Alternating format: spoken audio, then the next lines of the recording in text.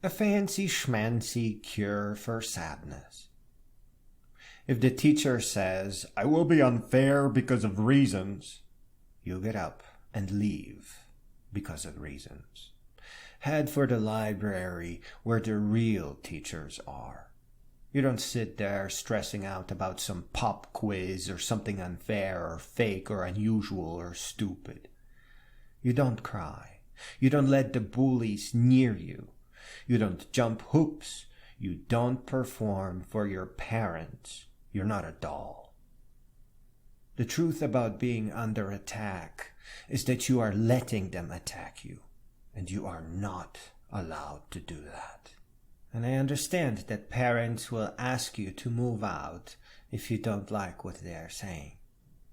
It happens to a lot of us, and a lot of kids who are put in that situation end up in a lot of trouble. If your parents are manipulating you, speak out. Tell grandma, tell your aunt, tell the principal, tell the teachers, tell your friends. Stay away from toxic environments. What you may not do is to take it. Because if you take it long enough, it will hurt your mind. This is why people are pushed to doing drugs. They are medicating the depression they allowed to crush them. Bottom line is, do not let anybody hurt you. You hear? If you think nobody cares, I care. If somebody is hurting you, they are neither friend nor family. Your mind is the most important thing in your world. If it unravels, so will everything else. The brilliance of your mind also gives the universe light. The universe becomes darker when your mind is hurt. You must protect your mind at all cost. Move away from the toxic. Do not let it poison you. Do not let it fracture you. You are to triumph over all your troubles. Don't let the bullies make you like they are. I'm going to try to show you how narrated books at the library can help. But first, I must explain how powerful they are, so that you don't throw the idea away thinking that it is useless. As you can imagine, human beings come with some massive adaptations, mostly set up by evolution, and some useful random quirks that end up making us great survivors and great warriors. The most powerful pain also triggers our ability to super rapidly inherit wisdom. Psychological pain of any kind helps us penetrate complex mental models, such as those found in complex philosophies. The more ache, the smarter you get, and the faster wisdom will take care of the pain. Schools, TV, dumb friends, and stupid people have stolen the word books from us. Liars and manipulators stole narrated books by making us feel shame for listening instead of reading. Even though we don't need that word, as we only need to talk about the wise storytellers, we are not going to let them steal anything from us. A book is the soul of the author. It is a sacred gift. Each book is unique. No two stories are the same. Books cannot be generalized. The fact that it's text on paper or digitized speech has nothing to do with the content. You should never let anyone push you away from books, because that is the same as pushing you away from people into some darkness. Stand up for books whenever you can. It is the only reliable way to begin inheriting wisdom.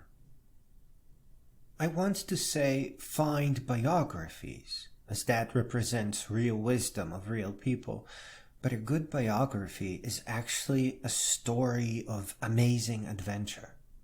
And please, go for the narrated books first. Sitting over a book and reading the actual words is the worst way to get at the adventure inside. Listening to the story or to the actual author that wrote the book, if you're lucky, makes an enormous difference, as you can feel the presence of the author.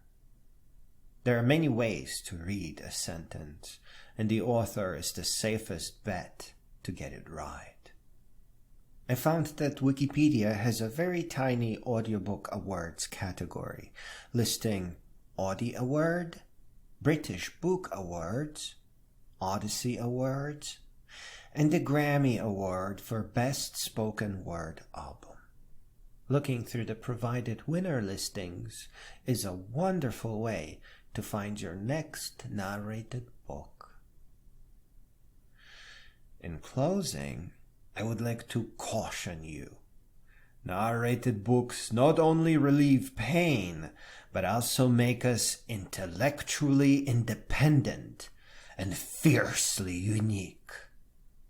The more stories of adventure, biographies, philosophies, the more depth to your tears, the more rage to your words, and the greater the desire to yell out wisdoms at street corners. The books will help you understand that there is plenty to worry about, but they will also show you that it is of no use to be crushed by dark imaginings, or forget that Socrates advises that we should be of good cheer. Books will make you blindingly brilliant, and the intellectual part of that is the least of it.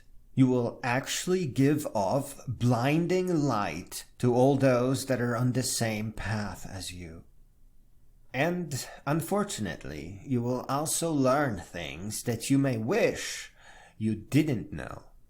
I was just reading Bill Bryson's Made in America, and not only did I learn that pants is hardly a real word, as it is actually a contraction of the word pantaloons, which presumably we should use instead to be proper, but also that it wasn't until 1908 that the word panties started referring to ladies' underpants.